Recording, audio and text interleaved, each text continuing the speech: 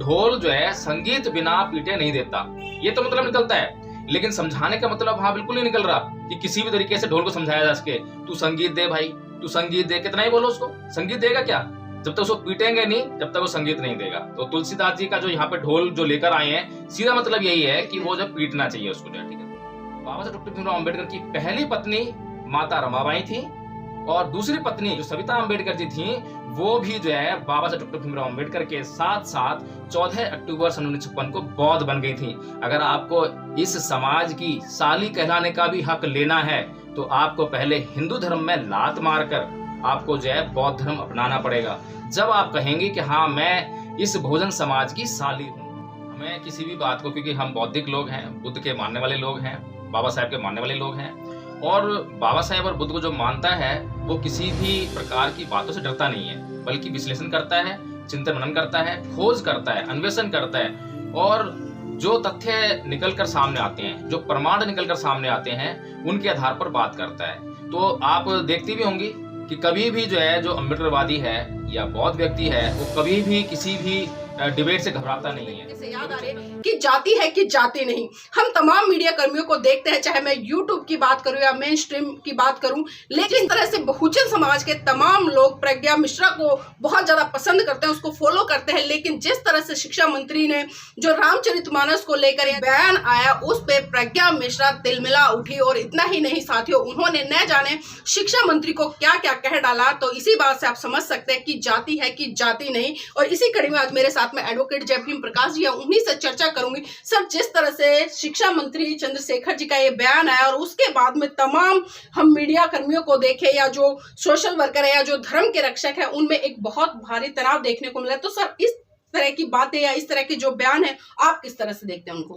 देखिए नीलम जी, सबसे पहले तो मैं मेन मीडिया को, सोशल मीडिया को बहुत बहुत साधुवाद कहूँगा कि राजेंद्र पाल गौतम जी के बाद अब शिक्षा मंत्री बिहार ने ये बीड़ा उठाया है।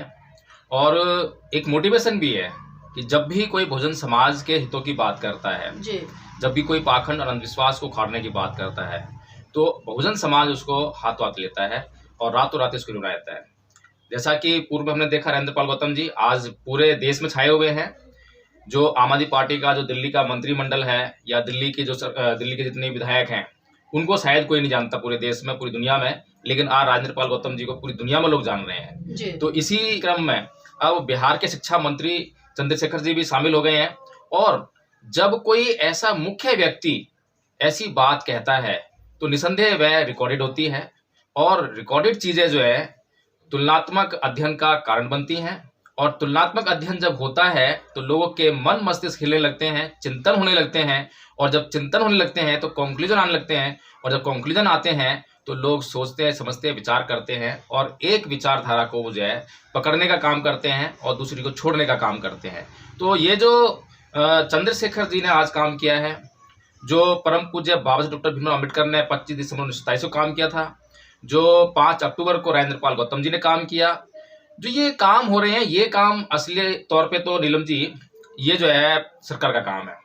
और मैं ये समझता हूँ कि सरकार को जो है article 13 the constitution of India, Bharat के संविधान का जो अनुच्छेद 13 है, उसको ध्यान में रखते हुए भारत के संविधान में एक सूची लेकर आनी चाहिए, एक शेड्यूल लेकर आना चाहिए, और उसमें उन सभी ग्रंथों को, उन सभी साहित्यिक पुस्तकों को जो कि मानवता का विरोध करती हैं, अंधविश्वास और पाखंड को फैलाती हैं, उनको जो है उसमें सूचीबद्ध किया जाए, उनको जो है रखा जाए। मैं ये नहीं कह रहा कि नष्ट कर दिया जाए, रखा जाए, साहित्यिक चीजें हैं, लेकिन उसको जो है उसमें ये बताया जाए बाकायदा जो है कि ये जो चीजें हैं ये साइंटिफिक टेम्परामेंट के लिए बहुत घातक हैं, ये अंधविश्वास और पाखंड का जहर फैलाने वाली साहित्यिक रचनाएं हैं, जिससे कि इस देश के लोग जो है थोड़ा सा जागरूक हो सकें और सोच समझकर जो है उनका अध्ययन करें। तो नीलम जी, ये जो आज हो रहा है बहुत अच्छा हो रहा है, और मीडिया जो है आज इसलिए ये आवाज उठा रही है। वैसे मीडिया जो है कभी आवाज नहीं उठाती इन मामलों में, कभी भी इन पर डिबेट नहीं करती है, और अभी भी अगर मीडिया डिबेट कर रही है तो डिबेट करने के लिए वो जो प्रपंच रचा होगा उसने, तो वो सब कुछ जो है इस जो मनुवादी विचारधारा है, ये धार्मिक अंधविश्वास है, पाखंड है, इसको सपोर्ट करने के लिए प्रपंच रचा होगा। और वहां पर ऐसे मतलब कमजोर किस्म के आदमियों को डिबेट के लिए लेकर आएंगे वहां पर जो है, जो कि वहां पर जो है ज्यादा तर्क ना कर पाए या वहां पर जो कोई कंक्लूजन ना निकल पाए। लेकिन सर जिस तरह से हम देख रहे हैं, मैं जिस तरह से प्रज्ञा मिश्रा की बात करूं या तमाम जो बहुजन मीडिया है मैं उसकी बात करूं या जिस तरह से जो मेन मीडिया है उसकी बात करूं, जो डिबेट चल रही है, तो कहीं ना कहीं अपने आप को जो हिंदू रक्षक कह रहे हैं आज या हिंदू संत है, वो ये कहते नजर आ रहे हैं कि जिस तरह से मंत्री जी ने जो बयान दिया, और खासकर उसमें एक चीज और उठ रही है, जो रामचरितमानस में जो सुंदर कांड है उसमें एक जो चौपाई है, ढोल गवार पशु शूद्र और नारी ये सभी सकल ताड़न के अधिकारी। तो इस अर्थ का जो इसका अर्थ निकलता है इस चौपाई का, इसको बहुत ही मतलब अलग तरीके से डिफाइन कर रहे हैं कि जो लोग हैं आज कहीं ना कहीं वो जो बहुजन समाज के लोग उन्होंने बिल्कुल स्पष्ट कहा है कि ये जातिवाद फैला रहे हैं, और कहीं ना कहीं आज ये लोगों को एहसास करा रहे हैं कि आज आपके ऊपर जो ये ग्रंथ है इनमें उल्टी सीधी बातें लिखी हुई हैं ताकि लोग इसका विरोध करें और मेन मुद्दों से हट जाए। तो सर जो एक व्याख्या है इसकी, क्योंकि आपने भी अच्छे तरीके से रामचरितमानस भी पढ़ी है, सुंदरकांड भी पढ़ा, और इसकी जो चौपाई है उसको मीडिया में जो चौपाई है उसका अर्थ कुछ अपने तरीके से बताया जा रहा है, तो आप किस तरह से देखते हैं सर इसको? देखिए नीलम जी, इसका जो अर्थ बताया जा रहा है उसको भी हमें समझने का प्रयास करना चाहिए। हमें किसी भी बात को, क्योंकि हम बौद्धिक लोग हैं, बुद्ध के मानने वाले लोग हैं, बाबा साहेब के मानने वाले लोग हैं, और बाबा साहेब और बुद्ध को जो मानता है वो किसी भी प्रकार की बातों से डरता नहीं है, बल्कि विश्लेषण करता है, चिंतन मनन करता है, खोज करता है, अन्वेषण करता है, और जो तथ्य निकलकर सामने आते हैं, जो प्रमाण निकलकर सामने आते हैं, उनके आधार पर बात करता है। तो आप देखती भी होंगी कि कभी भी जो है जो अम्बेडकरवादी है या बौद्ध व्यक्ति है वो कभी भी किसी भी डिबेट से घबराता नहीं है, कभी चिंतन से घबराता नहीं है।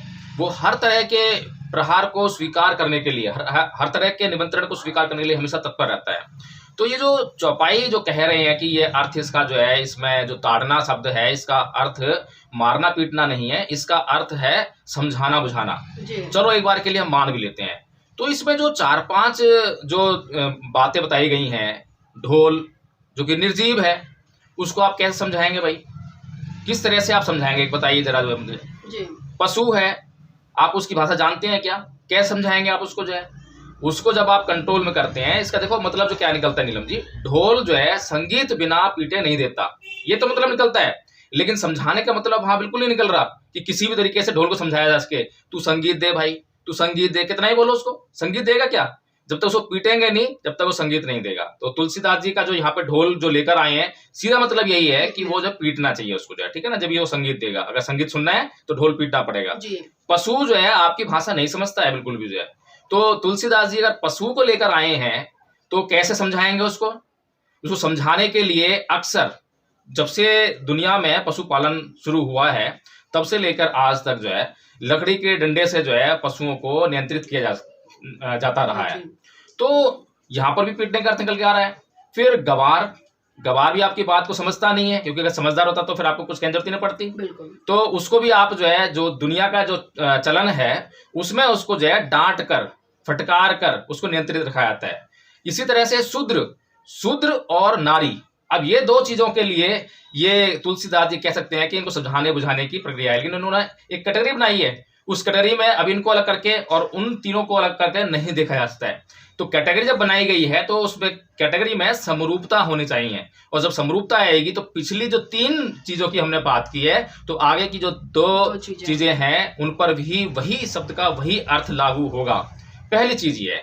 दूसरी चीज ये है कि क्या केवल समझाने बुझाने का जो कार्य है केवल शूद्र और नारी को ही करना चाहिए, कि खाली जो है शूद्र और नारी को ही समझाने की जरूरत है?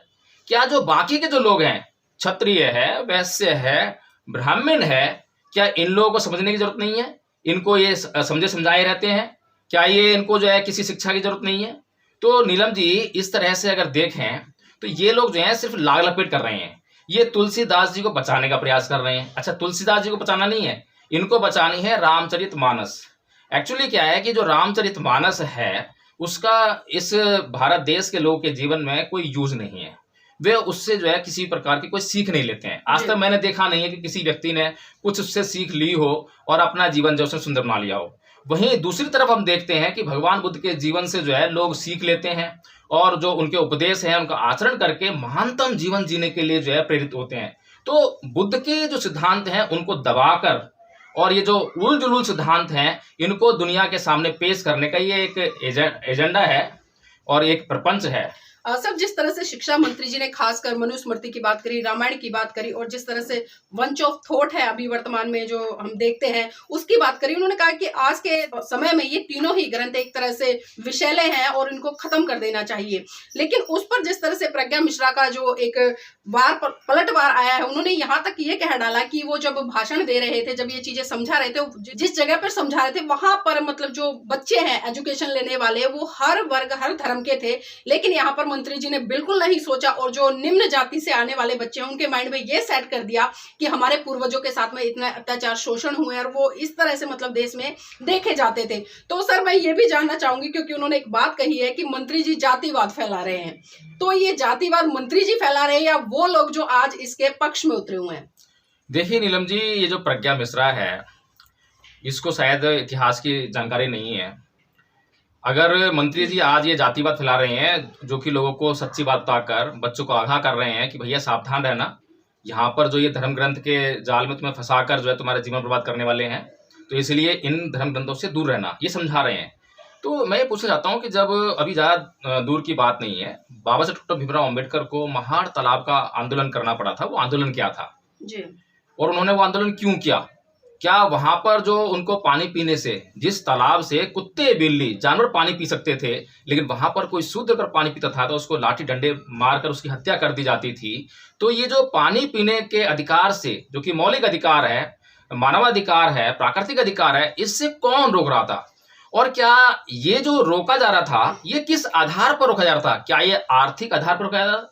क्या वो गरीब थे इसलिए रोका जा रहा था, या वो किसी पार्टिकुलर जाति से थे इसलिए रोका जा रहा था? तो जातिवाद जो है किसने फैलाया? ज्योतिबा फूले ने जो आंदोलन चलाया, और उस आंदोलन में इस प्रज्ञा मिश्रा को आज जो ये जितना बोल रही है पत्रकार बनकर, और जो पढ़ाई लिखाई करने स्कूल कॉलेज गई होगी, वो स्कूल कॉलेज जो सबसे पहले खोलने का काम किया वो किसने किया? और प्रज्ञा मिश्रा जैसी ब्राह्मणी तो उसमें पढ़ने आई थी पहले, जो है कोई शूद्र समाज से पढ़ने नहीं आया था। तो ये जो इस देश के महापुरुष जिनके ऊपर ये लांछन लगाया जाता है, अब बाबा साहेब ने जो संविधान लिखा उसमें प्रज्ञा मिश्रा को क्या एक्सक्लूड कर दिया है कि इसको कोई अधिकार नहीं मिलेगा क्योंकि ये प्रज्ञा मिश्रा है, ब्राह्मणी है?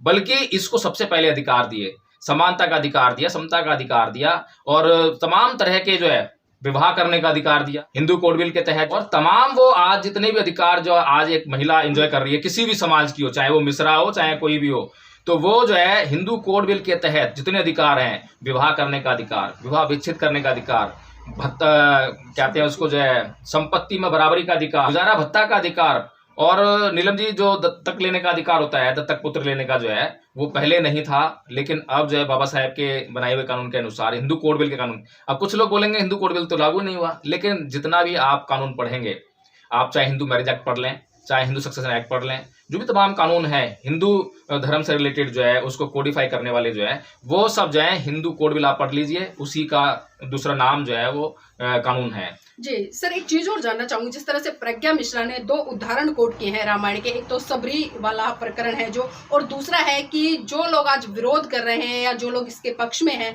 जो पक्ष में है खासकर वो ये चीजें देखे, जो श्री राम जी है उनके भक्त या उनके सेवक कौन थे, उन्होंने इंडिकेट किया है हनुमान जी को। तो इस चीज को किस तरह से देखते हैं सर?